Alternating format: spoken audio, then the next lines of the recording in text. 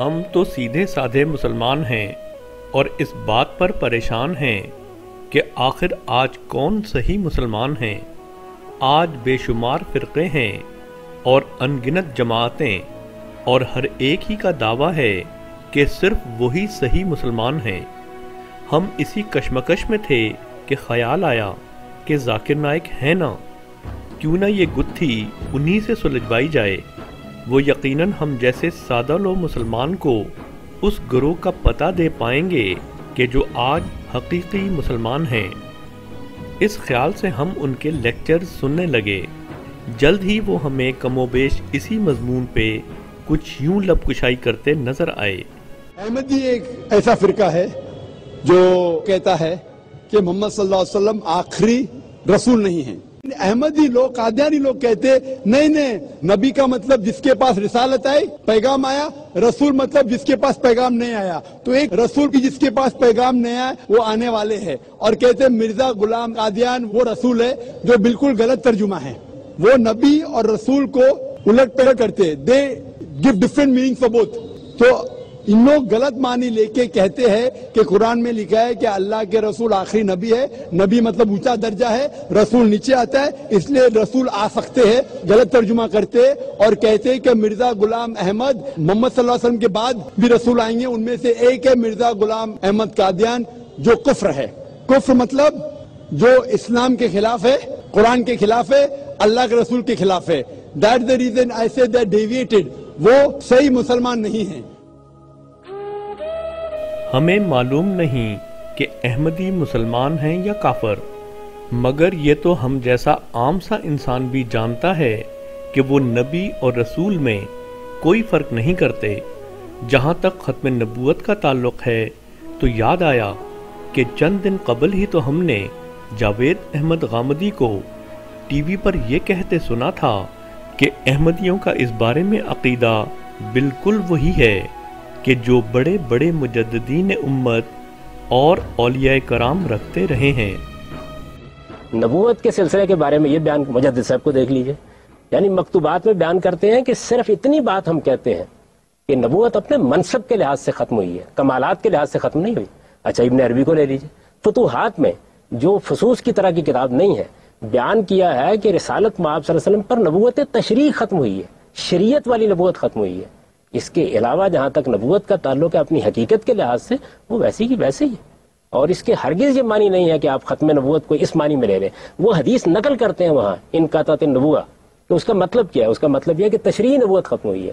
میں نام نہیں لینا چاہتا، لیکن میں یہ کہتا ہوں کہ جن لوگوں کے خلاف اس زمانے میں ہم ہنگامہ کرتے رہے ہیں وہ اس سے زائد کون سی بات کہتے ہیں؟ یہ سری الفاظ میں بیان ہوا ہے، آپ اجازت دیں گے میں سنا دوں گا۔ یا اللہ، یہ کیا ہوا؟ یہ دو ہی تو جواز تھے کہ جو ذاکر نائک نے احمدیوں کے کفر کی دلیل کے طور پر پیش کیے تھے، اور یہ دونوں ہی غلط نکلے۔ دل کی پریشانی کو کچھ کم کرنے کے لیے ہم نے سوچا کہ ذاکر نائک سے غلطی ہوئی تو کیا ہوا، گرتے ہیں شہسوار ہی میدان جنگ میں۔ جب سارے ہی فرقوں کے مولوی حضرات احمدیوں کو کافر کافر کہتے ہیں تو ضرور یہ کافر ہی ہوں گے۔ چلو نبی اور رسول کے معنی عدل بدل نہ کرتے ہوں گے، اور نہ ہی ختم نبوت کی کوئی ایسی تفہیم کرتے ہوں گے کہ جو مسلمہ بزرگان امت پہلے سے نہ کر چکے ہوں، مگر یہ تو ہو سکتا ہے نا کہ وہ کلمہ، نماز اور قرآن کو نہ مانتے ہوں، تبھی تو کافر کہلاتے ہوں، یا ایسے کام کرتے ہوں جو برے ہوں اور جنہیں قرآن کریم منع کرتا ہو۔ سو ہم دل کی تشفی کے لیے کسی مولانا کی کوئی ایسی ہی دلیل اور ثبوت والی ویڈیو تلاش کرنے میں لگ گئے۔ ابھی چند قدم ہی چلے ہوں گے کہ مولانا چنیوٹی کی یہ ویڈیو دیکھ کر ہکا بکا رہ گئے۔ میں نے کل بھی کہا تھا کوئی مسلمان جلدی سے عیسائی نہیں بنتا، یہودی نہیں بنتا، ہندو نہیں بنتا، کایا نہیں بن جاتا ہے۔ جب ہندو سے اس لیے نہیں بنتا وہ سمجھتے میں اسلام سے نکل کر کفر میں جا رہا ہوں، اور قایانی اس لیے آسانی سے بن جاتا ہے وہ سمجھتا میں اسلام سے اچھے اسلام میں جا رہا ہوں۔ وہ تو اچھے مسلمان ہیں، کلمہ پڑھتے ہیں، نمازیں پڑھتے ہیں، مسجدیں بناتے ہیں، قرآن چھاپتے ہیں، اچھے کام کرتے ہیں۔ اوہ میرے اللہ، احمدی تو وہی کلمہ پڑھتے ہیں، نمازیں پڑھتے ہیں، قرآن کریم شائع کرتے ہیں اور اچھے کام کرتے ہیں، اور ہیں پھر بھی کافر کے کافر۔ واشهد ان محمدا عبدہ۔ اس موقع پر دل ناتواں کو سہارا دینے کی خاطر ہم نے اسے سمجھانے بجھانے کی کوششیں شروع کر دیں، یہ کہہ کر کہ کلمہ، نماز، قرآن اور اچھے کام یہ سب دکھاوا بھی تو ہو سکتا ہے۔ یقیناً عملی اور کاروباری زندگی میں احمدی بے ایمان ہوں گے، اور دوسرے مسلمانوں کے برعکس اس میدان میں احمدیوں کا بے ایمان ہونا کھل کر سامنے آ جاتا ہوگا۔ تبھی تو سارے مولوی انہیں بے ایمان، غیر مسلم، کافر اور نہ جانے کیا کیا کہتے ہیں۔ ابھی ہم اپنی بڑھتی ہوئی پریشانیوں میں کچھ افاقہ پیدا کرنے کی اسی کوشش میں تھے کہ ایک پاکستانی وزیر مملکت نے لائیو ٹی وی شو میں ساری دنیا کے سامنے یہ اعتراف کر کے دل پر ایک اور بجلی گرا دی کہ آج اگر کوئی عملی اور کاروباری زندگی میں ایماندار ہے تو وہ صرف اور صرف احمدی ہے۔ میرے ضلع میں 4 شوگر ملیں ہیں، اور یقین جانے ایک مل جس کا میں دعوے سے کہتا ہوں جو مسلمان نہیں ہے، وہ مسلمان نہیں ہے، اس کو ہم قادیانی کہتے ہیں، وہ ایک کاروبار ٹھیک کرتی ہے۔ پے در پے دل پہ ان حملوں کے بعد ہم نے سوچا کہ کسی ایسے حملے سے قبل کہ جو جان لیوا یا ایمان لیوا ثابت ہو، کیوں نہ ہم احمدیوں کے معاملے سے دور ہی رہیں، جیسا کہ اکثر ہمارے علماء حضرات ہم عوام الناس کو مشورہ بھی دیتے ہیں۔ چنانچہ اب ہم نے اپنی تمام تر توجہ مسلمانوں میں سے صحیح مسلمان جماعت کی تلاش پر مرکوز کر دی۔ یہ ہیں طاہر القادری صاحب، شیخ الاسلام کہلاتے ہیں اور پیروکاروں کا ایک انبوہ عظیم اپنے ساتھ رکھتے ہیں۔ ہم نے سوچا کہ یہ تو ضرور صحیح مسلمان ہوں گے، کیونکہ اس جماعت پر تو ذاکر نائک نے کبھی کفر کا حکم نہیں لگایا نا۔ ابھی ہم انہی سوچوں میں تھے کہ کیا دیکھتے ہیں کہ یہاں تو انسان کو سجدہ ہو رہا ہے، مگر مان ہم نے اپنے دل کو سمجھایا کہ کیا فرق پڑتا ہے اگر پیر کی محبت میں سجدہ ہو جائے۔ ان کے اسلام پر ہم کیوں کر شک کر سکتے ہیں کہ جن پر ذاکر نائک جیسے ہر شے پر نظر رکھنے والے نے کبھی کفر کا حکم نہیں لگایا۔ پیر ہیں، باروب ہیں، جلوہ گر ہیں، کیا ہوا جو فرط جذبات میں اس کے مرید اس کے آگے سجدے میں گر پڑیں؟ بھلا اسلام ایسا کمزور ہے کہ جو زندہ پیر کو سجدہ کرتے ہی ضائع ہو جائے؟ نہیں، یہ تو مسلمان ہیں، پکے مسلمان۔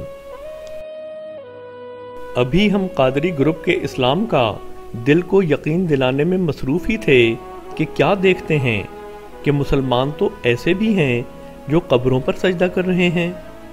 دل سے خود بخود آواز آئی کہ یہ قبر پرست گروہ تو ضرور دار اسلام سے خارج ہوگا، مگر یہ جان کر ہم سخت مایوس ہوئے کہ ذاکر نائک نے تو ان قبر پرست بریلویوں کو بھی کبھی دار اسلام سے خارج قرار نہیں دیا۔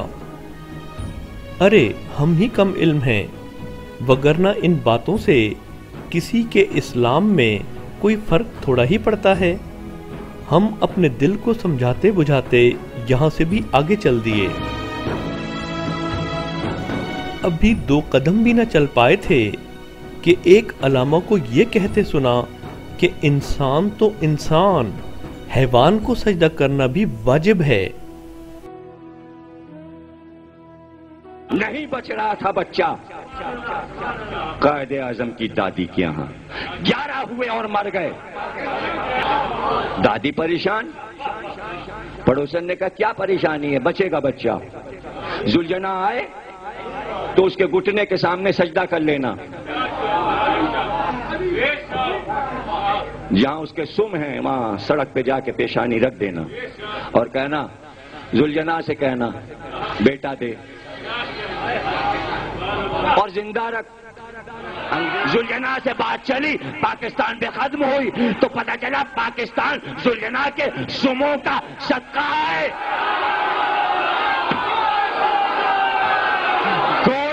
صدقہ، گھوڑے کا صدقہ۔ ارے اب جملہ سن لو، چونکہ ذوالجناح کی وجہ سے یہ ملک بنا، پورے ملک کی آبادی کو ذوالجناح کے سموں پر سجدہ کرنا چاہیے۔ پاکستان کا مطلب گھوڑا، بڑا شریف گھوڑا تھا، قائد اعظم کی دادی کی سن لی، تبھی تو عورتیں کان میں دل دل کے جانے کیا باتیں کرتی ہیں اور سال بھر میں پوری ہو جاتی ہیں۔ ارے حسین کا شبی کا گھوڑا جب دعائیں پوری کر دیتا ہے تو حسین کیا ہے جو رب بن جاتے۔ یہ سب دیکھ اور سن کر ہمیں یقین ہوا کہ گھوڑے کو سجدہ کرنا، اس سے دعائیں مانگنا اور حضرت حسین رضی اللہ تعالی عنہ کو رب کہنا، یہ تو ایسے امور ہیں کہ جن کے بارے میں کفر کا کوئی شک باقی نہیں رہتا۔ مگر یہ جان کر ہماری حیرت کی کوئی انتہا نہ رہی کہ ایسے شیعہ گروہ کو بھی ذاکر نائک نے کبھی دو ٹوک لفظوں میں غیر مسلم یا کافر نہیں کہا، بس صرف قادیانیوں کے بارے میں ایسا کہا ہے۔ مرتے کیا نہ کرتے، ہم نے دل سے کہا کہ کیا تو ذاکر نائک سے زیادہ جانتا ہے؟ جب وہ اس گروہ کے عقائد کو کفر نہیں کہتے تو آخر تو کون ہے جو ایسا سوچتا ہے؟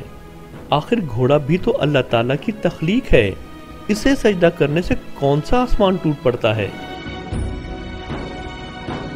ابھی ہم حیرتوں کے سمندر میں غوطے در غوطے لگا رہے تھے کہ ہمارے ایک دیوبندی دوست جو ہماری کیفیت سے آشنا تھے بولے، ارے سب چھوڑو، بس تبلیغی اور دیوبندیوں کے ساتھ ہو لو، توحید اور اسلام کی وہ شان و شوکت دیکھو گے کہ دل سکون سے بھر جائے گا۔ ابھی موصوف جملہ پورا بھی نہ کر پائے ہوں گے کہ ہمارے ایک دوسرے دوست جو شہباز قلندر کے معتقدین میں سے ہیں، انہوں نے ایک دیوبندی پیر جناب امین صاحب کی یہ ویڈیو لگا دی۔ آقا جی کا کتا ہے، گورا ہے یا کالا ہے، تو آقا جی کی عظمت کے سامنے ہمارے تو کچھ نہیں ہے، تو آقا جی کے کتے بن کے ہو ہو کرو۔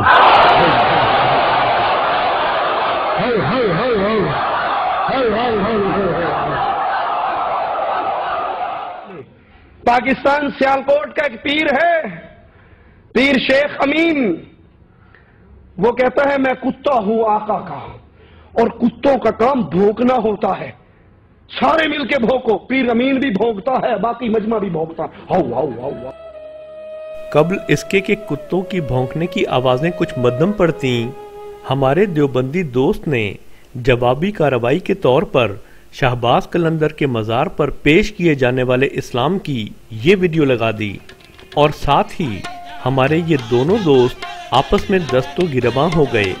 سرکار کہنے جڑا تمال نہیں پائے گا او دی حشر نو کدی بھی بخشش نہیں ہوئے گی۔ ہم کبھی انہیں دست و گریباں ہوئے دیکھتے اور کبھی اس اسلام کو دیکھتے جو نماز، روزہ اور قرآن کریم کے بجائے دھمال ہی کو ذریعہ نجات قرار دے رہا ہے، اور ساتھ ہی یہ خیال بھی دل کی پریشانی کو عروج پر پہنچاتا رہا کہ ایسے ایسے گروہوں پر بھی ذاکر نائک نے کبھی کفر کا حکم نہیں لگایا، بس صرف ان پر لگایا ہے کہ جن کے بارے میں مخالفین بھی یہ تسلیم کرتے ہیں کہ اس دور میں مرزا غلام احمد جس طرح اسلام کو سمجھے ہیں ایسا بہت کم لوگ سمجھیں۔ یہ سنا ہے کہ انہوں نے کہا ہے کہ اگر کوئی شخص آج اسلام زندہ دیکھنا چاہے تو قادیان میں جا کے دیکھے۔ سر سید احمد خان نے بھی مولانا سید میر حسن کو منع کیا تھا کہ ان کے ساتھ جھگڑا کرنے کی ضرورت نہیں ہے، ہمیں کیا ان کا جو بھی عقیدہ ہے عقیدہ رہے ان کے پاس،